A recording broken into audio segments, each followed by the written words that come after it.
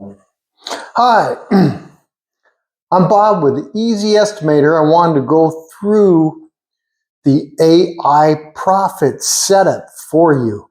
You know, I created this AI profit primarily because running a business for 25 years, I never realized what my indirect costs were. Those are the costs associated with my overhead. And for some reason, some jobs I wasn't making as much as I thought. And even my office was not keeping tabs of every item that was costing me.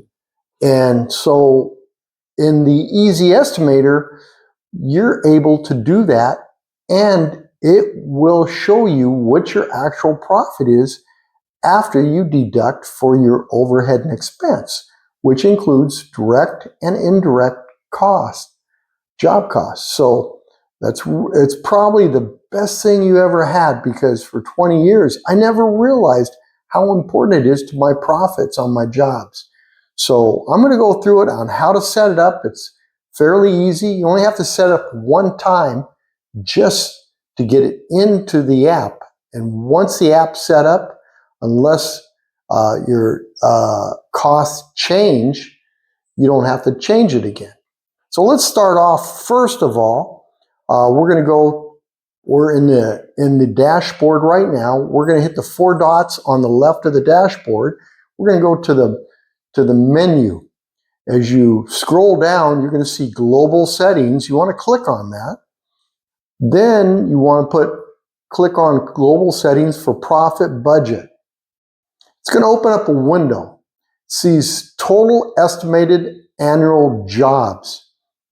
Well, these total estimated annual jobs, you should calculate what you forecast to do in annual jobs for this year, whether it be 1 million, 2 million, 3, 4, 5 million, depends what you do, whether you're a general contractor, you're a plumber. You could be doing, 800,000, whatever it is, you need to put that in there. The best way to do it is find out what you did last year to forecast for this year. Even better yet, if you can average over the last 5 years, that's even better yet. It gives you a more accurate description of what your total estimated annual jobs are. Underneath it, you're going to see direct annual job costs. Now, direct annual job costs are the costs associated with that job that you're doing. So if you're doing, as a general contractor, you have some standard job costs: permits, plans, engineering, porta potty, dumping. Those are associated with that job, not just with the company. So you want to make sure you have those amounts in there. So what you want to do is go back over your books for the last year and calculate how much did you spend on permits, how much did you spend on plans, how much you spent on engineering, porta potty, dumping. If you're a plumber, roofer, of course you may have permits, but you may not have porta potties, things like that. So, but you do need to figure out exactly what your job costs are. So once you figure it out for a whole year, it's an annual calculation. So let's say for permits, for plans, I have, because I'm a general contractor, I spent about $50,000 last year. I have permits about $45,000. I have engineering at $15,000. I have porta potty at $12,000, and I have dumping at $5,000. So I've added those to my direct annual job costs for last year. I'm going to forecast it for this year. I'm going to input those in. So once I have that, I'm going to update it, and then I'm going to go back and make sure that you do have your total estimated annual jobs in there, because that is part of the calculation, and that needs to be done. You got to forecast what you're going to sell this year. Next thing you're going to do is indirect annual job costs. Indirect annual job costs are the costs associated with running your business. It's not direct costs associated with the job itself, but with running your business. That can include office rent, utilities for the office, internet costs, your advertising costs, whether it be social marketing, website, Angie's List. Calculate the total cost for last year or the last 5 years, even better, but average it out and put that in there. What's your cost annually for advertising? Same thing for vehicle costs. That's really important. If you've got a truck payment, put that in there. Figure out how much it costs for gasoline, for insurance for the truck, for gas for the truck. Find out for the whole last year. Those are costs. If you have more than one truck, put all those costs in because you are having to pay for that. And each job has to pay for it. Put in for a telephone. You pay for a telephone, stationery. Insurance is really important. If you have workers' comp, put that in for last year. Also, if you have liability, put that in also. If you have a warehouse, put the cost of that warehouse in. Any costs associated with running your business. If you didn't have the business, you wouldn't have that cost. So make sure you include all the costs with running that business. Once you add that and input it in, the last thing we're going to do is indirect annual employee cost. That is the employee cost that is not associated with a particular job, but with the office. So I have a superintendent. I also have a project manager. I have a sales manager. I have an office manager and a secretary. So I'm putting down $200,000 for my superintendent, $150,000 for my project manager, $75,000 for my sales manager, $65,000 for my office manager, and $35,000 for a secretary. I have those in there. I don't have all of those, but I'm putting them in there anyway, since we plan on doing a lot more sales this year, almost tripling what we usually do. So I may have to bring some of these people in. But I'm going to show you how, for the jobs now, how I can reduce those. So once you put those in, your indirect annual employee costs, go back and you go back to the main menu. Those have been saved under global settings for your AI profit. Now we're going to go back to the dashboard. You're going to pull up a job. Now I want to show you how that works with the job. We're going to pull up a job right now. The next thing we do is we generate the estimate. It opens up to a summary page and it shows the total labor, $206,552, material $141,666. That is actually our budget for the job that we have to spend on labor and material before the markup. The markup comes after that. If you look at the total job at $511,028 and our total that we're going to spend is including labor and material before the markup, that's going to be 206 plus 141. It comes out to about 350. And if you subtract that from the 511,028.55, you're going to come up with about $160,000 profit. Looks good, doesn't it? But that's not really true because you haven't configured your indirect and direct costs. So let's go to the profit budget at the left-hand corner. You're going to see a screen comes up. It says estimate. You want to mark it and hit next. Then you're going to come up with a screen that says profit budget for that job. The contract price is $511,028.55. And you go down to the bottom, hit next. This is the profit budget worksheet. You're going to see different categories: foundation, framing, rough plumbing, rough electrical, and so forth.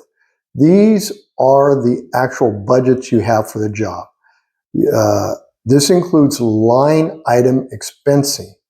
So if you see the category is labor, You're going to see you can put in subcontractor, either your company or if you subcontract it out for the name.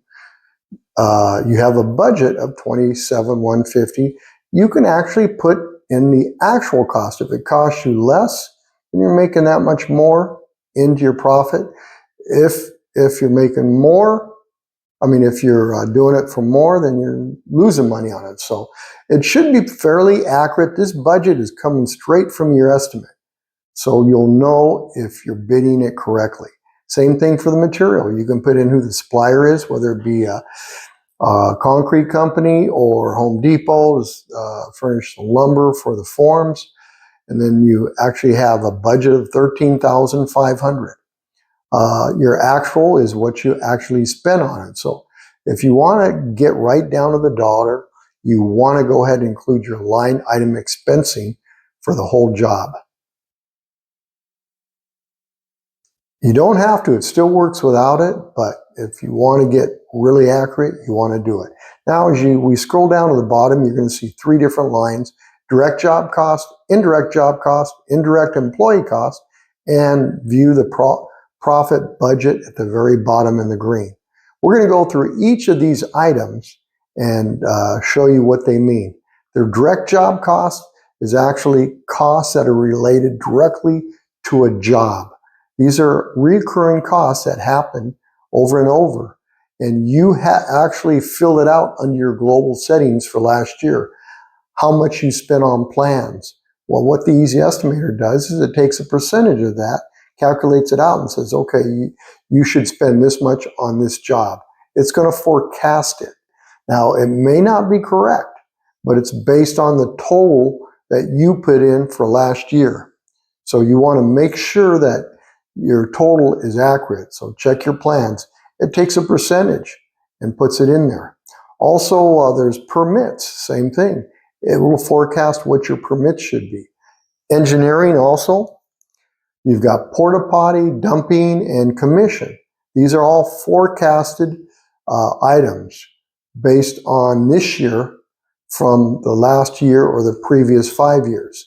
So you want to make sure you include that in there. As you notice, I put a 1 in the actual field for plans, permits, and engineering, because this job, we did not include plans, permits, or engineering. The customer had her own, and she's paying for her own permits. So I put a 1 in there so they don't deduct it from my estimate. Okay? We're going to go back to indirect job costs. The indirect job costs includes office rent, utilities, internet, advertising, vehicle costs, telephone, stationery, and workers' comp and liability. The office rent could be storage, could be warehouse, but you need to include that when you set your global settings up. And if it changes, you can see on the right, everything on the right, you can put changes in there. If all of a sudden your office rent went down, you can put that on the right and it'll affect that job. So you want to make sure to include utilities, which is gas, electrical, plumbing, internet, advertising for your business, vehicle costs for your business, whether you have a truck, gas, maintenance, telephone, stationery, workers' comp, which if you have employees, you should have workers' comp. And a lot of general contractors have liability too. So those costs should be included.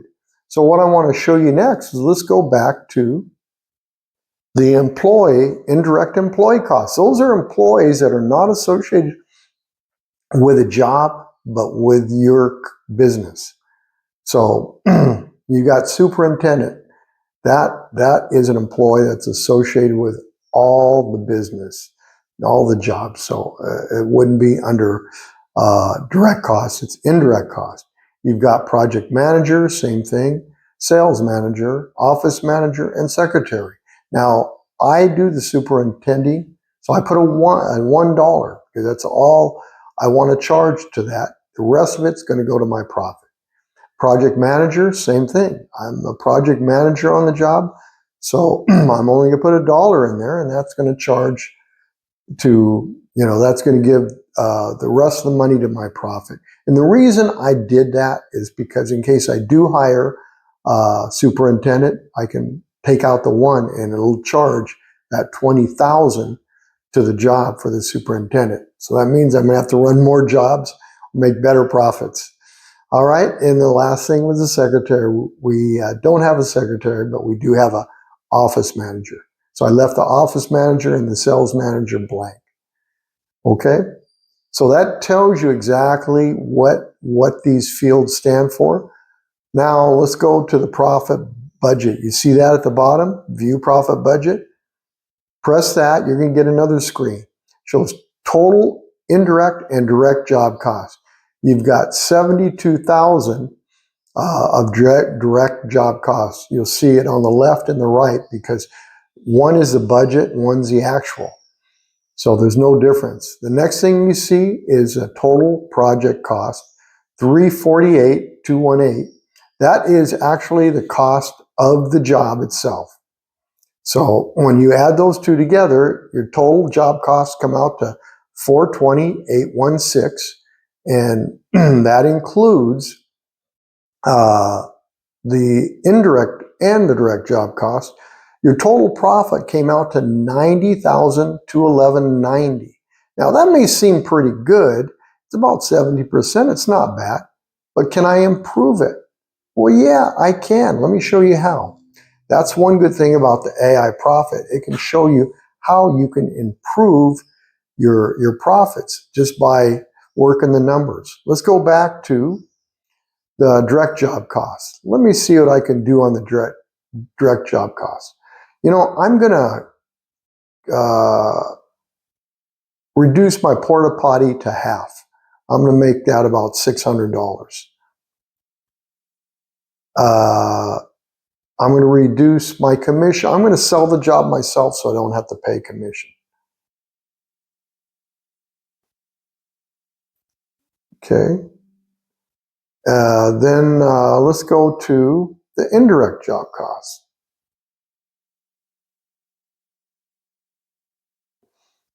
The indirect job costs, what I'm going to do on that is I'm going to go ahead and reduce my rent. I'm going to get a smaller office.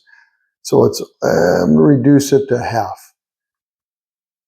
Utilities is going to reduce to about half. Oops, wrong field. I'm going to reduce my advertising to about half. And everything else will stay the same. Now you can negotiate, try to get workers' comp lower, liability lower. Any indirect cost, you can negotiate and try to get it lower. So let's go back and see, the last thing I'm going to do is, what can I do on the indirect employee costs? Well, I'm not going to lower their pay. I don't think I'm going to make any changes on that. I'm going to leave it the same. Let's see where we're at. Now, in order to refresh this, you can't just hit view profit budget because it's going to keep what it had in there. You got to refresh it, go all the way back to the summary page, hit profit budget, hit next. Then it's going to include all the changes I made. Now I went from 90,000 up to 143,000. Most of it is coming from the commission, but there's some coming from the indirect costs. So I'm up to 28% from 17%. That's pretty good. So that shows you how you can work your numbers, see how you can increase your profits on your jobs by using the AI Profit. If you have any questions, write any comments in the video below. And I hope this will help you in using the AI Profit and increasing the money you make on your jobs.